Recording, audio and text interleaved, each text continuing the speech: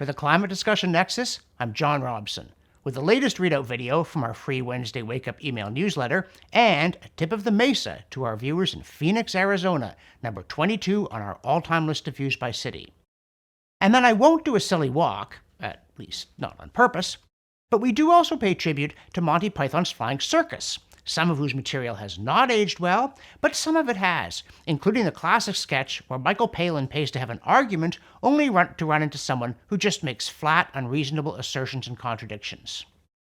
And here we especially echo Palin's exasperated line that an argument is a connected series of statements intended to establish a definite proposition, end quote.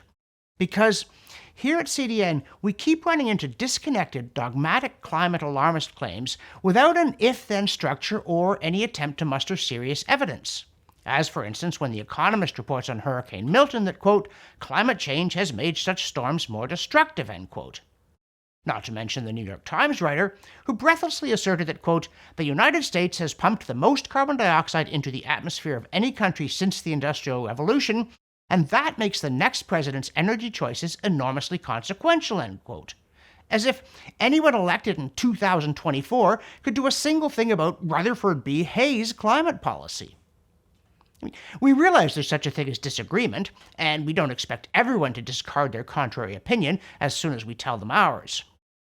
But when, for instance, Canada's Minister of Environment and Climate Change simply keeps repeating a simplistic mantra about the carbon tax rebate giving people back more than it takes from them in the face of detailed Parliamentary Budget Office studies that, when you take into account the tax's economic harm, most Canadians are actually worse off, you're not facing argument.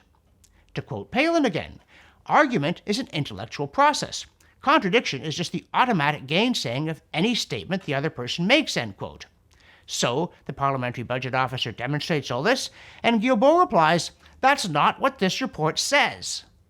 Though it actually was. As for The Economist, it's not as though it's hard to go through the archives and find ample evidence of wicked hurricanes hitting a century ago or more.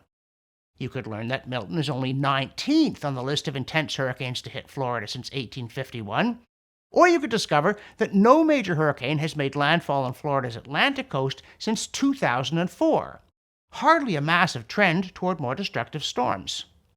Or you could go and learn that, based on normalized losses, that is, dollar damages adjusted for economic growth, population growth, and inflation, the notion of storms and other climate phenomena getting more destructive doesn't hold water. Not 30% more, not 60% more, not any at all. And then there's this continued reference to a renewables revolution. While truly grim fanatics insist that nothing is being done on climate due to a vast right-wing conspiracy, their perky colleagues just know that the world is switching to wonderful wind and solar and geothermal and green hydrogen and whatever, and it doesn't matter what the numbers say. Thus, the New York Times' David Gelles writes, quote, in recent years, the world has begun making rapid strides toward a cleaner, more resilient future, one in which modern society is powered with renewable energy and the challenges of a hotter planet are not quite so perilous, end quote. But the numbers get the last word.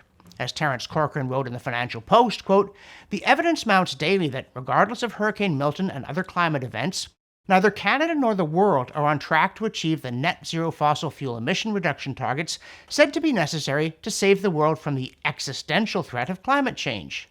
Despite the calls for action, oil and gas production continues to increase as energy corporations boost fossil fuel investments, end quote.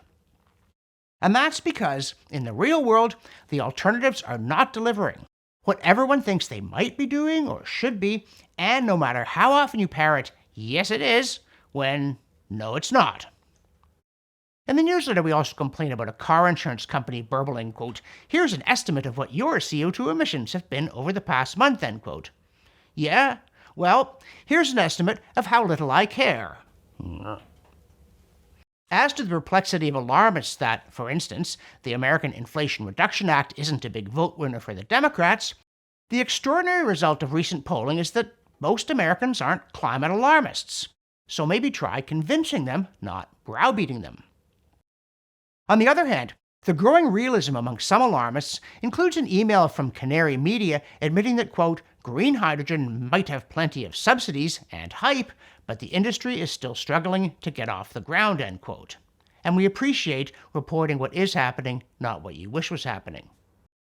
Though, at the other end of the spectrum, NBC proclaimed that, quote, evangelical environmentalists push for climate votes as election nears, end quote. And anyone who seriously believes that there's going to be a surge of bedrock Christian voters to Kamala Harris over taking action on climate deserves the reporting they get.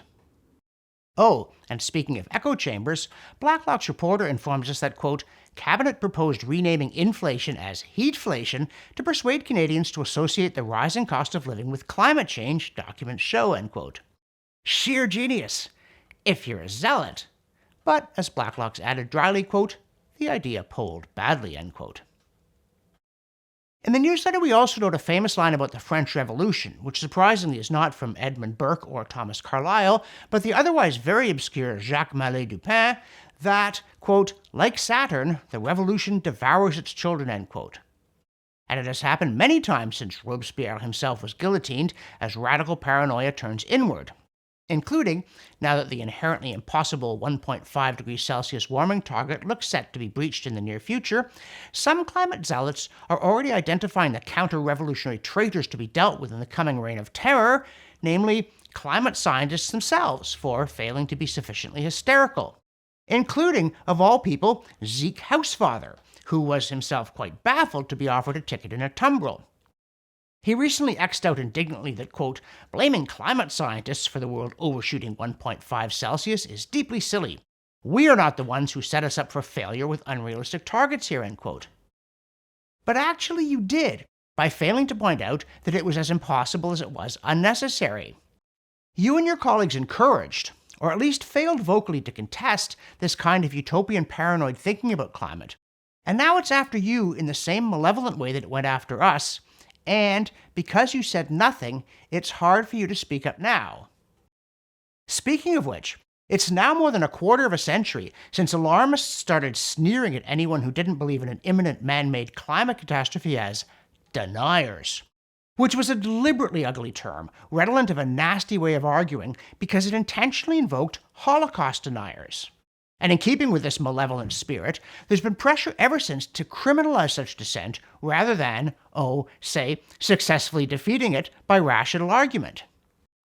When John Kerry denounced the First Amendment to the United States Constitution, that's the one guaranteeing free speech, as a major block to combating disinformation, citizens could finally see beyond doubt that establishment powers are lining up for tyrannical purposes. And now comes Oregon's most populous county, that's Multnomah, home of Portland, its largest and most progressive city, suing that state's biggest natural gas provider, along with a bunch of other firms and groups, for, quote, sowing climate doubt, end quote. If that sort of thing becomes illegal, you should be afraid. Very afraid. On the other hand, do not be afraid that NASA and others keep insisting that Arctic ice is vanishing. Or, if it's not vanishing, it's getting younger and thinner, which is good if you're a person, but bad if you're an ice pack, evidently. So, if you were, say, the captain of a ship attempting to squeeze in another voyage or two on Russia's northern sea route, despite the dangerous growing presence of a bunch of hard, cold white stuff in the water closing the passage well ahead of schedule, be assured it can't be ice. It just looks and acts like it. Also in the newsletter this week, our Cheerful Chart series went to 11, with a graph from Dr. Roy Spencer of UAH satellite data fame, who gathered up data from 1900 to 2024 on the intensity of Atlantic storms when they make landfall in Florida. It turns out the all-time record was set in 1935, followed by 1992 and 2018.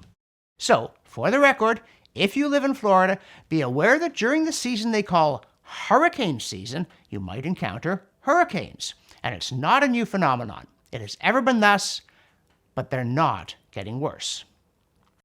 In the newsletter, we also note that sometimes they make no effort to hide what they're up to. In a new series at his Substack site, The Honest Broker, to which you should also subscribe, Roger Pilkey Jr. lifts the lid on this modern alchemy of attributing individual weather events to greenhouse gases. And while we would be more than somewhat doubtful about the validity of this new science, even if it were done with the best of intentions, our doubts became insurmountable after reading Pilkey Jr.'s shocking commentary, which consists of all dirty tricks, quoting what these scientists themselves are saying. For instance, he writes, quote, researchers behind the World Weather Attribution WWA initiative explain that one of their key motives in conducting such studies is increasing the immediacy of climate change, thereby increasing support for mitigation. WWA's chief scientist, Frederica Otto, explains, quote, unlike every other branch of climate science or science in general, event attribution was actually originally suggested with the courts in mind, end quote. So again, we warn the Zeke house fathers of this world. If you use their material or even just fail to object to it, then you are part of the problem and they won't thank you for it.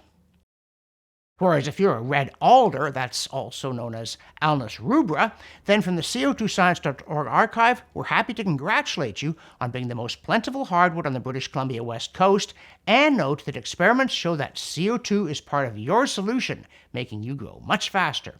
So folks, listen to the trees, not the alarmists.